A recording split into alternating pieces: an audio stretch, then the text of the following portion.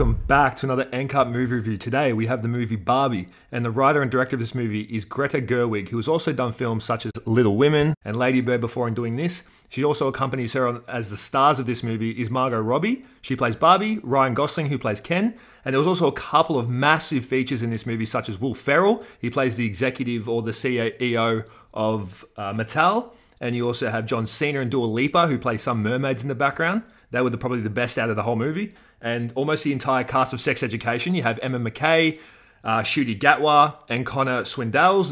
These all guys are from Sex Education, just minus Ruby and Otis. And also the greatest man to ever grace the screen, Michael Cera, who played the one and only Alan. Literally the one and only. Which is just the only guy to be randomly discontinued by Mattel.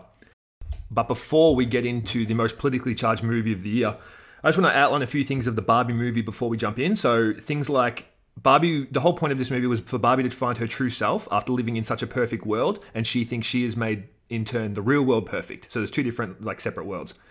Things slowly go to shit. So she starts to get cellulite, she starts to get flat feet, and these things she wants to turn around. So she tries to find the answers. So she then needs to go into the real world and try to fix these things because it's related to her owner, which is the kid who bought the Barbie, right? Gosling inhabits Ken in this movie. He plays a very funny, we don't want to say side piece to Barbie because... oh, by the way, Geordie's back. He's back from Europe, as I've mentioned. The man himself, the legend. So Ken does play a very funny, not side piece to Barbie because we are him, right? Ken is one of the main guys in this, but he brings a lot of humor and he pretty much embodies what a true man should be.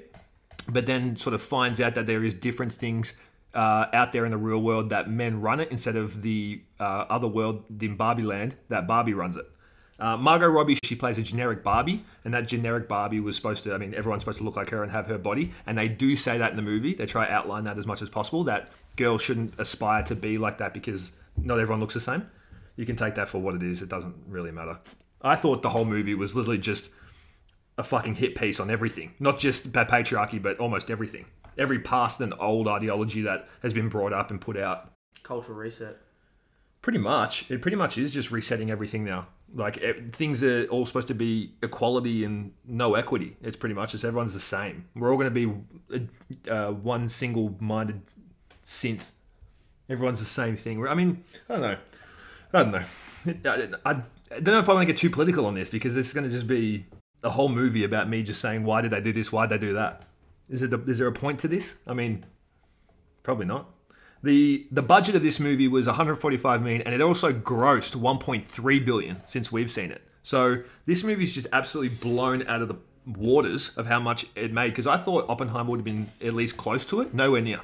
Nowhere near. This movie was, obviously appeals to little girls and their parents, but that's the thing. I thought this movie was supposed to be a kids movie, but it was appealing to a lot of the adult issues in the world, not really the kids stuff. It was also because Barbie's 70 years old, so it appealed to older people, like grandparents as well as... Oh, the lady who first started Barbie.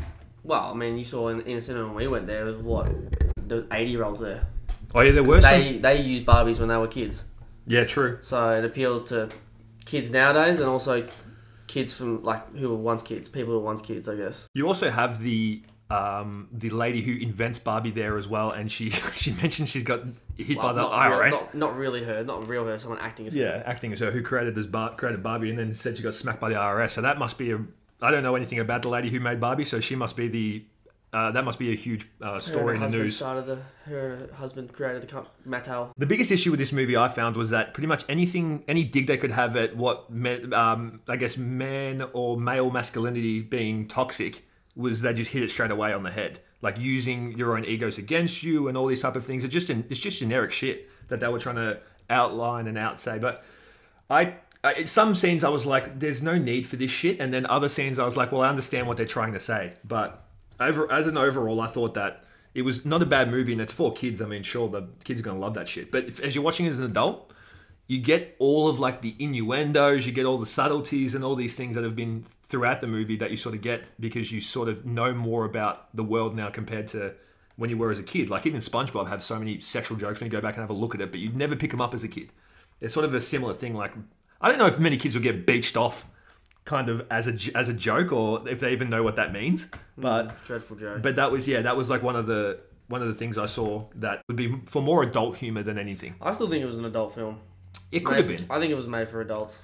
Yeah, I don't know. Definitely the agenda was 100% made for adults. It was trying to push femme-centric shit and matriarchy stuff. It's also for kids as well. And pretty much they're trying to teach young girls, or even young girls, I guess. There's no real gender behind Barbie now after I've seen this movie, but to not make the same mistakes, I guess, that supposedly that we've made.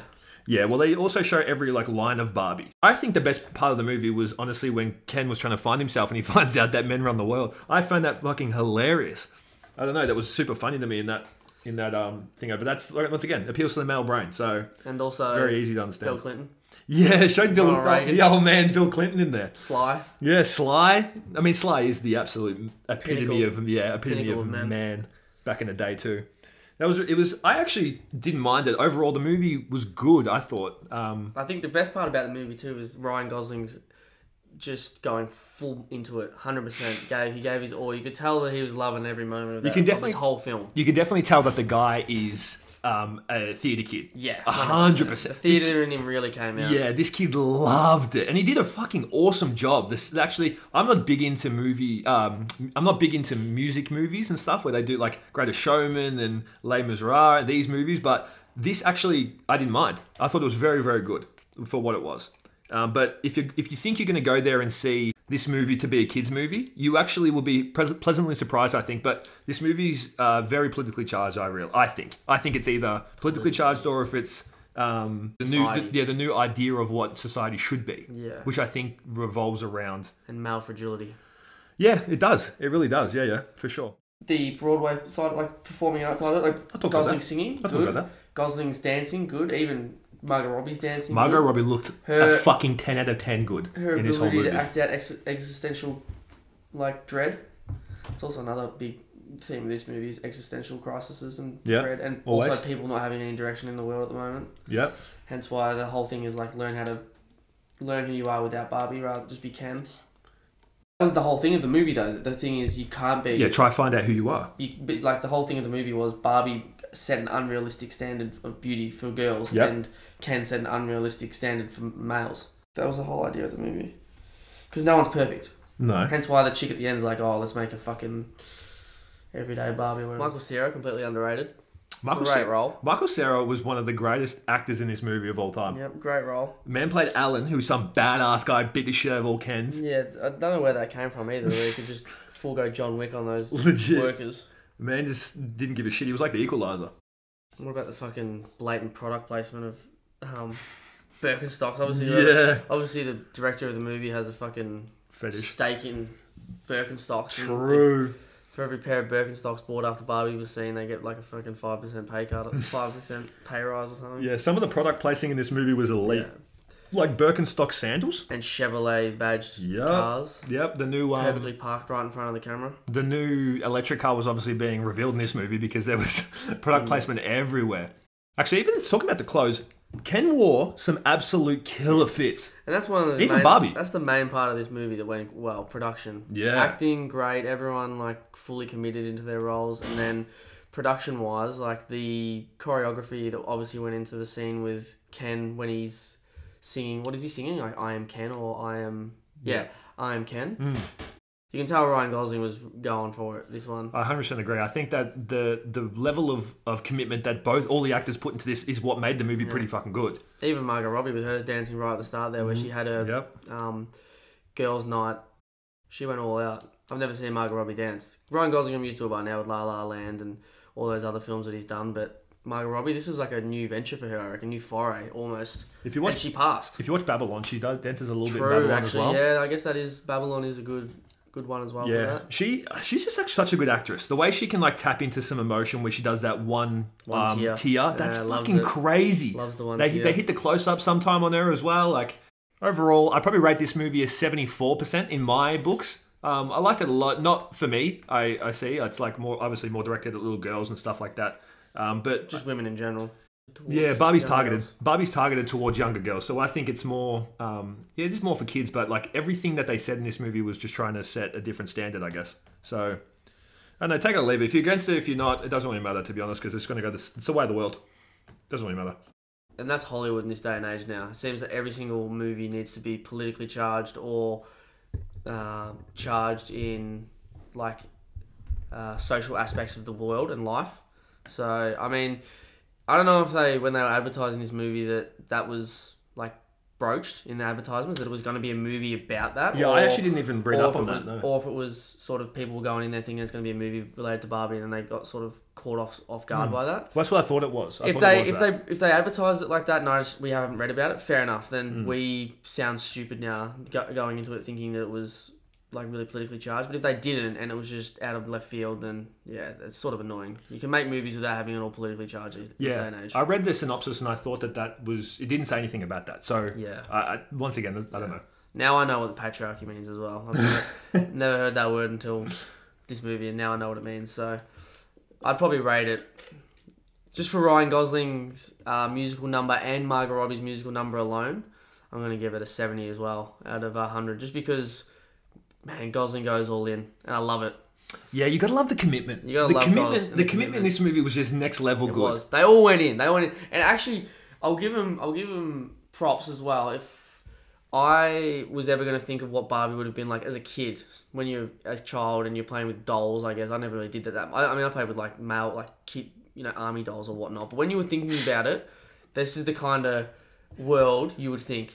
Like, they perfectly made it. The Barbie world. Like, it actually...